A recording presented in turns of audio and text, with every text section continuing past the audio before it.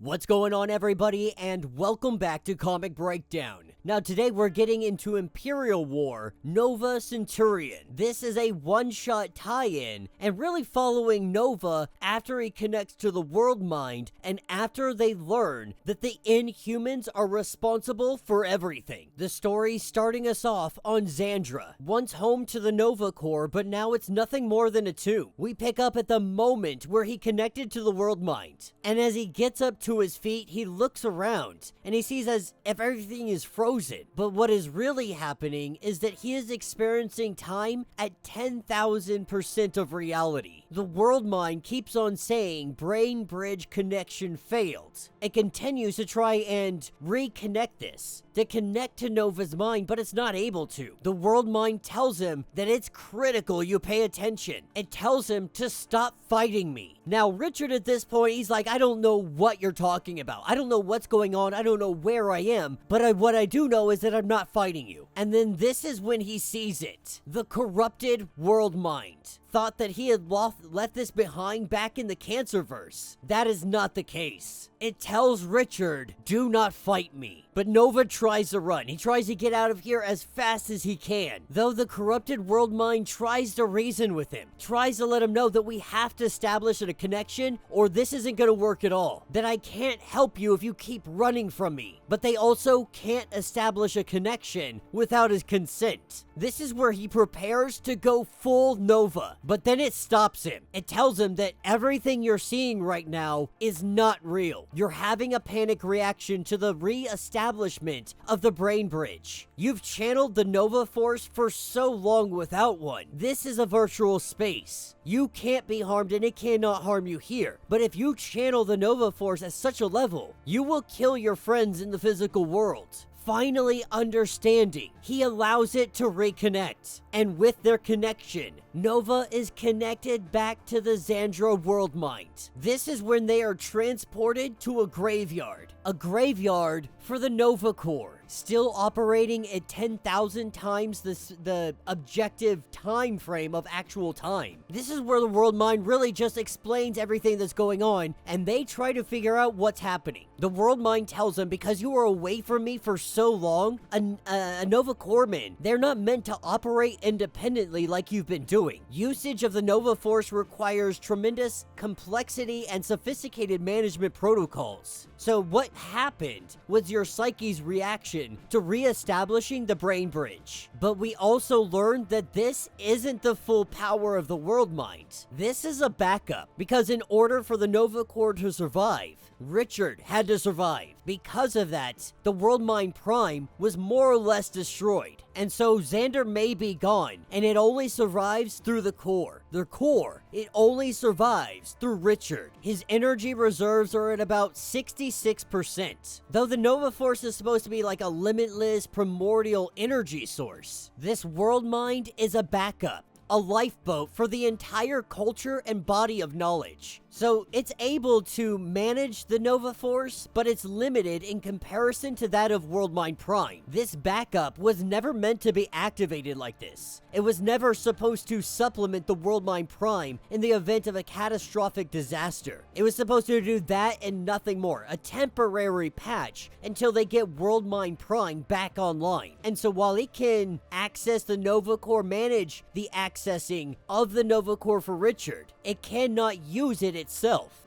Now, of course, he's confused on this. He's like, I'm Nova Prime. Like, I've been accessing the Nova Force since losing Worldmind Prime, since before you were activated. So what are you talking about? And it tells him that he had Prime level permissions for access to Nova Force as per core emergency protocols. But with a Worldmind now active, those permissions have been receded, and it is powerless to reinstate those powers. So, the gist of all of this, when Richard uses the Nova Force, the Worldmind pays for it. He has gained knowledge, but it has come at the expense of power. Though the Worldmind would argue that some call this maturity.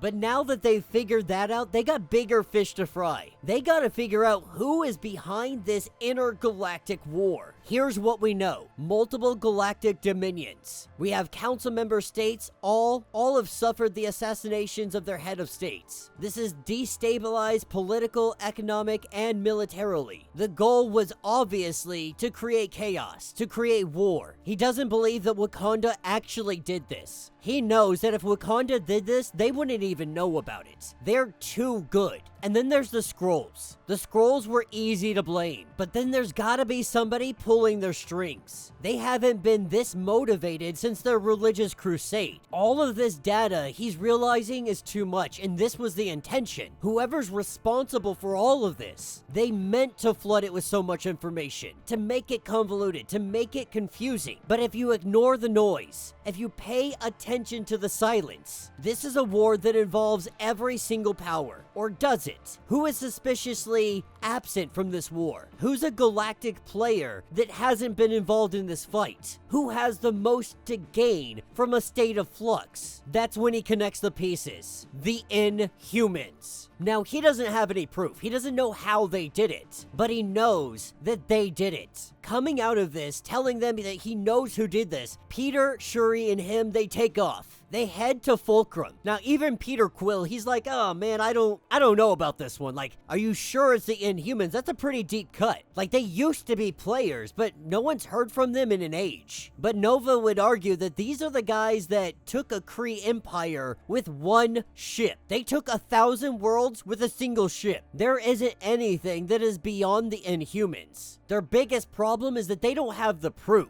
If they bring this to everybody else, they're just gonna look crazy. But they do have the analysis of one of the universe's true super intelligence. And then you have the word of a Nova. As Nova, one of the last Novas, Shuri also agrees. She knows it was the Inhumans. After analyzing everything that she's been told, there is no other conclusion. There are extremely few organizations capable of acting against Wakanda without his knowledge. The Inhumans are one of them. After what the Kree had done to them in taking their throne world, they're taking back Hala, and the Inhumans think that nobody is gonna even see what happened. This is what takes us down to Fulcrum. An incoming transmission. It is Medusa. Medusa of the Inhumans. She speaks to the Kree Empire and all allied states. She is here to speak for Black Bolt. She says that the Skrulls are the true enemies, that they are many shapes but they cannot hide their true natures. They betrayed their alliance with the Kree, and so the House of Aegon has come to save the people, come to save all the Kree. The Inhumans have come to save everybody. The Inhumans are our saviors. And that is where this issue will end.